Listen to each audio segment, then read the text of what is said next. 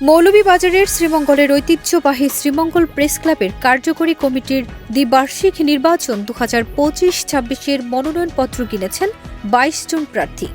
রবিবার 5 জানুয়ারি বেলা 11টা থেকে বিকেল 4টা পর্যন্ত ক্লাবের সভাপতি, সহসভাপতি, সাধারণ সম্পাদক, যুগ্ম সাধারণ সম্পাদক ও কোষাধ্যক্ষ 15টি পদের বিপরীতে 22 জন মনোনয়নপত্র কিনেছেন। বিষয়টি নিশ্চিত করেছেন শ্রীমঙ্গল প্রেস ক্লাব নির্বাচন 2025-26-এর নির্বাচন কমিশনার ও উপজেলা সমাজসেবা কর্মকর্তা মোহাম্মদ সোয়েব হোসেন চৌধুরী। সভাপতি পদে মনোনয়নপত্র সংগ্রহ করেছেন এম ইদ্রিস আলী ও সৈয়দ আবু জাফর সালাউদ্দিন। সহ সভাপতি পদে আবুল ফজল আব্দুল হাই, মোহাম্মদ আব্দুল রব, সৈয়দ সায়েদ আহমদ ও শাহাবুদ্দিন। সাধারণ সম্পাদক পদে ইয়াসিন আরাফাত রবিন, মোহাম্মদ সাইফুল ইসলাম, রুবেল আহমদ। যুগ্ম সাধারণ সম্পাদক পদে মোহাম্মদ এহসানুল হক, আবুজার রহমান বাবলা ও এম এ রকিব। কোষাধ্যক্ষ পদে মোহাম্মদ আনোয়ার হোসেন জসিম। সহ সম্পাদক দপ্তর পদে শামসুল ইসলাম শামীম। সহ সম্পাদক সাহিত্য ও প্রকাশনায় বিশ্বজিৎ ভট্টাচার্য বাপন।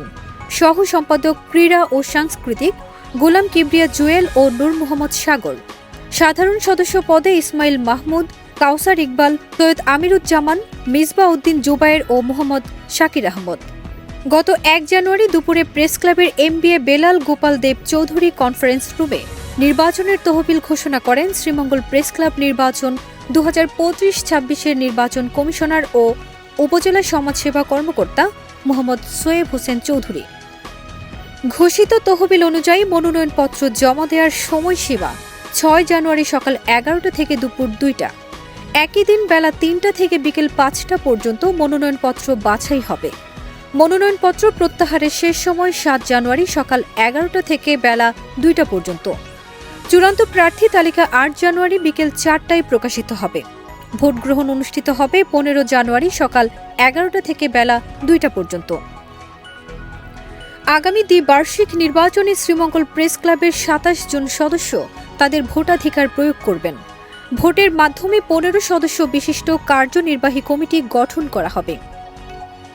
শ্রীমঙ্গল প্রেস ক্লাব প্রতিষ্ঠার ইতিহাসেও রয়েছে গৌরবোজ্জ্বল অধ্যায়। 1976 সালের 25 জুন প্রতিষ্ঠিত এই প্রেস ক্লাব শ্রীমঙ্গলের গণমাধ্যম কর্মীদের ঐক্য ও পেশাগত দক্ষতার প্রতীক হিসেবে বিবেচিত হয়।